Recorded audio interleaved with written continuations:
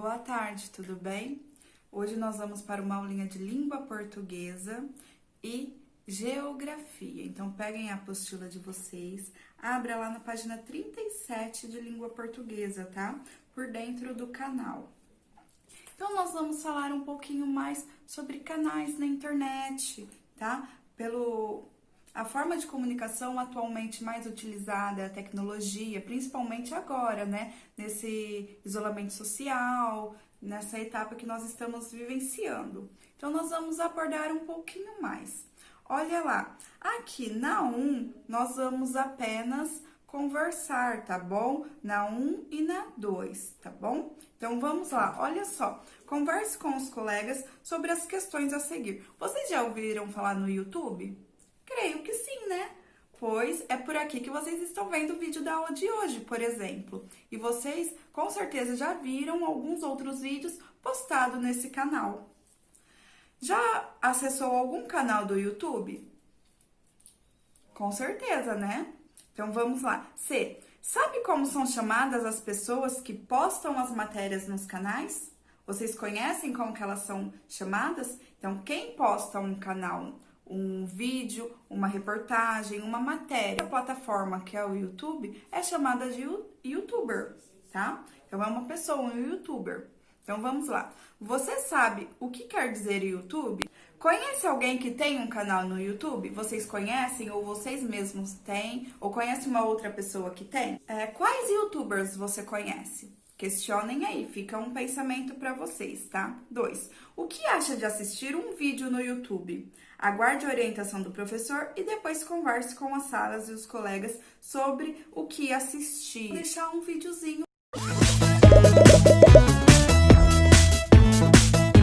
Olá, crianças! Hoje vamos trabalhar sobre os meios de comunicação. O que são os meios de comunicação? Para responder a essa pergunta, primeiro devemos pensar o que é a comunicação. Quando duas pessoas se relacionam expressando suas ideias ou sentimentos através de palavras ou gestos, essas pessoas estão se comunicando. Então as pessoas só podem se comunicar se estiverem juntas? Não, mas para poder intercambiar palavras ou ideias com pessoas que estão longe, é necessário ter meios para enviar informação. Esses são os meios de comunicação. Com certeza vocês conhecem muitos. Por exemplo, se uma pessoa viaja e quer saber como está a sua família, o que é que ela faz? Telefona! Ou escreve um e-mail. Antes se escreviam cartas. Muito bem, esses são meios de comunicação que relacionam um grupo reduzido de pessoas. Uma pessoa com a sua família, 2 amigos, 2 pessoas que trabalham juntas, etc. Também existem outros meios que nos permitem ficar sabendo o que aconteceu ou está acontecendo a muitos quilômetros de distância, do outro lado do mundo. Esses são os meios massivos de comunicação. Por que massivos? São meios de comunicação massivos porque chegam ao mesmo tempo a um grande número de pessoas. Vocês imaginam algum exemplo? A televisão. É claro, a televisão é hoje um dos meios massivos mais importantes. Sabem de outros? O rádio. A internet. Muito bem, todos esses são meios massivos de comunicação. E o jornal? O jornal também serve para nos informar? É claro, muito bem. O jornal também é um meio de comunicação massivo, assim como a revista. A particularidade deste meio de comunicação é que a informação chega principalmente através da palavra escrita, razão pela qual é necessário saber ler. Como vocês podem ver, hoje em dia existem muitos meios de comunicação. Alguns comunicam através da palavra escrita e fotografias ou ilustrações, como o jornal. Outros, através do som, como a imagem. E alguns agregam a imagem, como a televisão e a internet. Oi, Lu, como vai? Mais ou menos, Thiago. Estou um pouco triste. Você se lembra que eu tenho uma tia que é médica? Lembro, sim. Bom, ela conseguiu um trabalho numa cidade do interior, que fica no sul do Brasil, em um lugar que está muito longe daqui. Eu estou triste porque eu vou ficar com saudades dela. Bom, mas você vai poder telefonar para ela ou enviar um e-mail? Eu sei, mas o chato é que tem poucos telefones na cidade e acho que lá ainda nem chegou a internet. Também existem outras formas de comunicação, como por exemplo escrever uma carta. Vou escrever uma carta para ela e vou mandar fotos. Mesmo que ela esteja longe e que não tenha internet, as cartas Pocksupt chegam a todos os lugares. É claro, e isso me faz sentir mais perto dela. Além disso, agora eu sei como fizeram as pessoas de diferentes épocas para se comunicar estando longe. Sinto que me comunicar com a minha tia não é um problema nos tempos de hoje. Após esse vídeo, agora sim vocês vão responder a 3, tá? Você sabe a diferença entre blogger, vlogger e youtuber? Faça uma pesquisa e registre as informações encontradas. Então, na 3, vocês vão pesquisar essas 3 palavrinhas, o que são as diferenças, tá? E anotar aí na 3. Virando a página agora. A leitura entrou na roda. Entrevista. Leia silenciosamente o texto e aguarde as orientações do professor para realizar a leitura em voz alta. Então, aí nós temos uma entrevista chamada com o título Manual do Mundo, Ciência no YouTube. Essa entrevista apresenta uma entrevista à repórter Mirim, Ana M., de 10 anos, do 4º ano do Colégio Notre Dame, em São Paulo, tá? Entrevistou a Mari Fufaro, que falou um pouco mais sobre o início do canal, as inspirações para os vídeos dia a dia e as suas gravações, tá? Então, foi uma entrevista realizada por uma aluna a um youtuber. Então, olhem aí, nós temos as perguntas e as respostas. Depois que vocês realizarem a leitura, nós vamos responder na página 39, de acordo com esta entrevista. 2. Assinale em que gênero pertence o texto que você acabou de ler. O texto que nós acabamos de ler, ele é uma reportagem, uma notícia, uma entrevista ou um artigo? Assinale na alternativa correta. 3. De acordo com o texto, responda as questões. A. Quem é o entrevistado? Vocês vão olhar no texto, retirar o nome da pessoa que respondeu as questões, que foi o entrevistado, e anotar aí. B. Quem realizou a entrevista? C. Qual é o assunto tratado na entrevista? 4. Sobre a disposição da entrevista, assinale qual foi o recurso gráfico utilizado para diferenciar as perguntas das respostas, fazendo a leitura do texto. Que recurso foi utilizado para que a gente pudesse, apenas de olhar, saber onde que está escrita a pergunta e qual é a resposta? Foi a letra em itálico, foi o sublinhado ou foi o negrito? Vocês vão assinalar a alternativa correta. Aí na página 40, nós vamos responder a 40 e a 41, tá? Pegando também referência nessa entrevista que nós acabamos de ler. Vamos lá. 5. Leia a referência do texto, ou seja, os dados do portador da entrevista. Localize os dados e copie-os. O nome do portador do texto. Qual é o nome do portador do texto? O nome do portador do texto, onde nós encontramos esse texto. O número do jornal e página em que se encontra a entrevista. B. A que público esse jornal se dirige? Esse jornal, qual é o público-alvo dele? É o público infanto-juvenil, um público adulto ou ao público feminino? A partir da leitura, vocês vão responder. Releia o texto de abertura da entrevista. Os 3 primeiros parágrafos, olhem só. Futebol magnético, cadeira com pernas humanas, caminhão de batatas, mini gerador eólico, robô que dirige sozinho. Essas são algumas das invenções que Mari Fufaro e o marido Iberê Tenório ensinam a fazer no canal Manual do Mundo no YouTube. Criado em 2008, o vlog de experiências e curiosidades científicas coleciona elogios de fãs de todas as idades e hoje tem 11 milhões de inscritos. Uma das maiores audiências do YouTube brasileiro. Em entrevista à repórter mirim Ana M., de 10 anos, do 4º ano do Colégio Notre Dame, em São Paulo, Mari Fufaro falou um pouco sobre o início do canal, as inspirações para os vídeos e o dia a dia das gravações. Atenção! A. Numere os parágrafos e depois relacione-os à ideia contida. Então, vocês vão numerar esses parágrafos aí apresentados no quadrinho na atividade 6. Com o parágrafo número 1, parágrafo número 2, parágrafo número 3. Aí nós temos 3 afirmações e nós vamos ver onde que nós encontramos ela. Por exemplo, a primeira, as invenções criadas e divulgadas no canal. Onde que nós encontramos? Em qual parágrafo? No primeiro, no segundo ou no terceiro que nós encontramos as informações e as invenções criadas no canal, tá? B. Você sabe o que é um vlog? Vocês sabem o que é um vlog? C. Já acessou o canal Manual do Mundo no YouTube? Conte aos colegas, vocês já acessaram esse canal?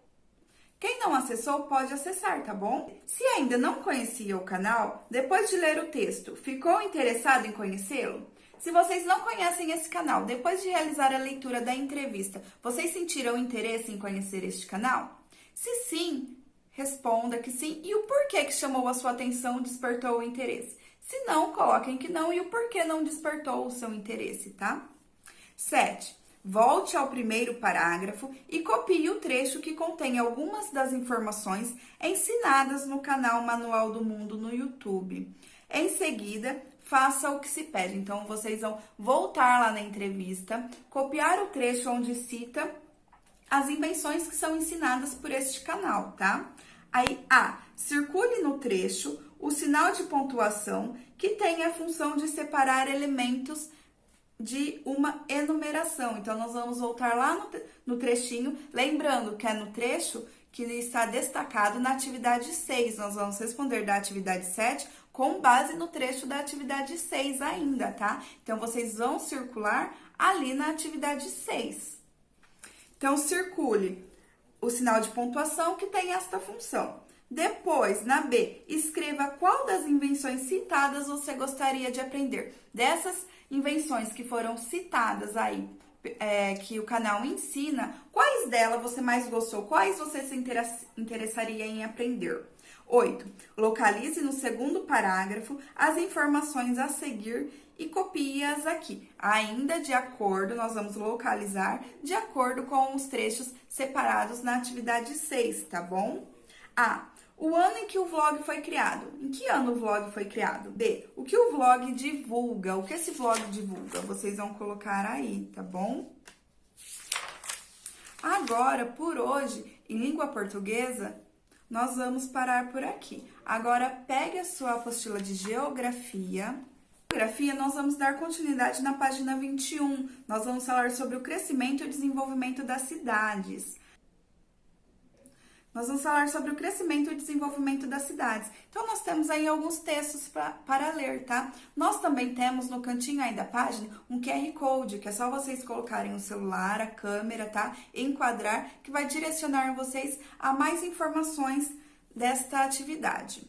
As cidades vão se modificando ao longo do tempo, com as construções realizadas pela sociedade, que vão alterando as paisagens e ampliando as áreas urbanas. As fotografias e obras de arte antigas permitem que possamos fazer comparações entre mudanças e permanências ocorridas nos centros urbanos. Observe as mudanças na cidade de São Paulo em 3 momentos da história. Na primeira imagem, nós temos uma pintura, pois ainda não era inventada, né, a máquina fotográfica, a fotografia. Então, eles representavam de forma com a pintura, tá? Então, olha lá, pintura da Avenida Paulista, quando foi inaugurada? Em 1891. Na segunda foto, nós temos a Avenida Paulista em 1930, já uma fotografia. E na última foto, nós temos a Avenida Paulista em 2018, tudo bem? Com o crescimento das cidades brasileiras, mudaram não apenas as paisagens, mas também as atividades praticadas nelas. Diferentes oportunidades criadas na indústria, comércio e prestação de serviços atraíram ainda mais moradores para essas áreas, aumentando assim a população local. Virando a página. Além disso, muitas cidades que alcançaram considerável crescimento econômico passaram a exercer influência sobre as cidades vizinhas, serviços que podem oferecer, por exemplo, na área da saúde. Há cidades que não têm infraestrutura adequada para que sejam realizados certos procedimentos médicos e assim encaminham seus habitantes a cidades médias ou grandes que consigam um tratamento correto. Isso é possível por meio do TFD, tratamento fora de domicílio, instituído pelo Ministério da Saúde, que visa garantir pelo SUS tratamento médico gratuito aos pacientes de doenças não tratáveis em seus municípios de origem, por questão de infraestrutura e pela falta de profissionais especializados. Leia a reportagem a seguir. Nós temos como exemplo a nossa própria cidade, certo? Quando nós necessitamos de um atendimento médico mais especializado ou de qualquer uma outra área que seja um atendimento mais especializado, nós voltamos para cidades vizinhas, um exemplo, Catanduva, São José do Rio Preto, que são cidades maiores, cidades consideradas médias e grandes, tá bom? E quando a saúde não chega? Assim acontece com Veneza e o filho de 5 anos que fizeram uma longa viagem de Corumba a Campo Grande. O tratamento do garoto diagnosticado com autismo é realizado gratuitamente na cidade em que moram. Lá ele é atendido por pediatra, neurologista, fonoaudiólogo e terapeuta ocupacional. O problema são os exames. No ano passado, viajamos para fazer um eletroencefalograma. Lembra a mãe. Em Campo Grande, os 2 desembarcaram ao nascer na pensão, onde, sem custos, tinham direito a banheiros, camas e até 3 refeições, café da manhã, almoço e janta. O serviço na capital é possível graças a um contrato anual, assinado entre a Prefeitura de Corumbá e a empresa responsável pela pensão. Esse foi o jeito encontrado pela União para minimizar a falta de estrutura da saúde em algumas regiões. Em 1999, o governo federal aprovou uma portaria obrigando estados e municípios a bancarem deslocamento, alimentação e hospedagem de pacientes da rede pública que comprovarem a impossibilidade de se tratar na região em que moram. Então, é o TFD, tratamento fora de domicílio, tá? Dessa maneira, o TFD promove a integração de diversos serviços entre diferentes municípios e unidades de federação, de modo a garantir o acesso à infraestrutura e tratamento médico adequado para os brasileiros que precisam desse serviço público de saúde, tá? Então, em 1999, o governo federal aprovou, tá, uma lei, uma portaria, onde o município ou o estado se responsabilizaria pela estadia, pela movimentação, o transporte, para que a pessoa possa realizar esse tratamento, tudo bem? As pessoas que não têm a condição. Lembrando que é para a saúde pública isso, tá? Como nós conhecemos o Sistema Único de Saúde, o SUS. Aí nós temos uma imagem mostrando para vocês, por exemplo, onde a cidade está disponibilizando uma van ou um ônibus, um carro, levando os pacientes para ser tratados por mais especialistas, onde podem ter mais recursos em outras cidades, tá? Que são recursos que na sua cidade de origem, na cidade onde eles moram, não são apresentados. Aí nós podemos ver que nossa cidade também realiza. Vocês já viram? Já conheceram? Ou vocês mesmos já foram para outras cidades para realizar esses tratamentos, certo? Então, às vezes, as cidades menores, como nós, a nossa cidade, torna-se relativamente dependente de cidades médias e grandes, tá? Em função da maior infraestrutura que a gente encontra nessas cidades, da maior infraestrutura de profissionais, por exemplo, profissionais especializados que há nas médias e nas grandes cidades. Aí nós vamos falar também sobre rede urbana, conexão entre as cidades. Rede urbana pode ser definida como a conexão entre os espaços urbanos do mundo que pode se estabelecer a partir do fluxo de informações, pessoas, serviços, produtos e mercadorias. Surgiu em função do desenvolvimento tecnológico das comunicações, que possibilita o acesso à telefonia e à internet, e das obras de infraestrutura, como as estradas, ferrovias, portos e aeroportos, que facilitam o deslocamento das pessoas e produtos em todo o território, permitindo que as pessoas se relacionem uma com as outras. Então, aí nós temos a imagem para vocês, o constante desenvolvimento dos meios de transportes possibilita relações comerciais em todo o território. Na foto, o descarregamento de pás eólicas, que serão utilizadas para a geração de energia elétrica na cidade de Salvador, Bahia, uma imagem de 2017. Aí, com base nesses dois textos que nós lemos, nós vamos responder a página 23 e a página 24. Então, vamos lá. Olhem só.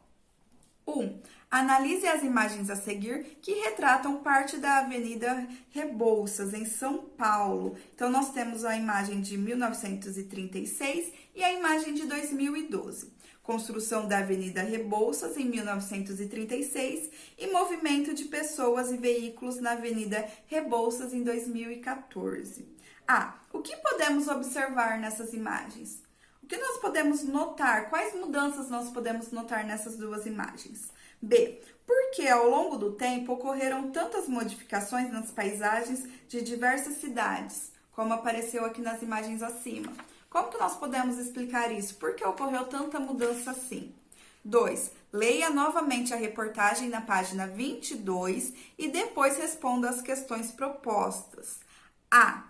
Qual é o nome do município em que Veneza e seu filho residem? Qual é o nome do município que eles moram, tá? B. Por que Veneza e o seu filho se deslocam para outra cidade? Por que eles precisam ir para outra cidade? C. Por que o município de Campo Grande tem maior infraestrutura médica em relação a Corumbá, que é a cidade de origem deles? Por que acontece essa diferença? Porque esse município tem uma infraestrutura com profissionais especializados e a cidade onde eles moram não. 3. Observe as imagens a seguir. Então, nós temos 4 imagens. Quais dessas imagens caracterizam a rede urbana? Então, vocês vão ver aí quais dessas imagens caracterizam a rede urbana. A partir do último texto que nós lemos na página 23. A imagem número 1, número 2 e número 3, a imagem e a número 4, ou a número 4 e a número 3, vocês vão selecionar e falar, tá? Quais delas e por que elas caracterizam a rede urbana. Depois, vocês vão pegar lá no material de apoio, que tem uma atividade para vocês fazerem. Lembra no material de apoio que nós já realizamos uma atividade e no verso eu falei para vocês guardarem que nós iríamos realizar ela também? Então, virem aí o verso, tá? Na folha de material de apoio, que é a última folha de material de apoio de geografia, e respondam as questões a seguir. Qualquer dúvida que persistir, me chamem para que a gente possa esclarecer, tá? Uma boa tarde para vocês. Um bom dia, uma boa atividade. Beijo!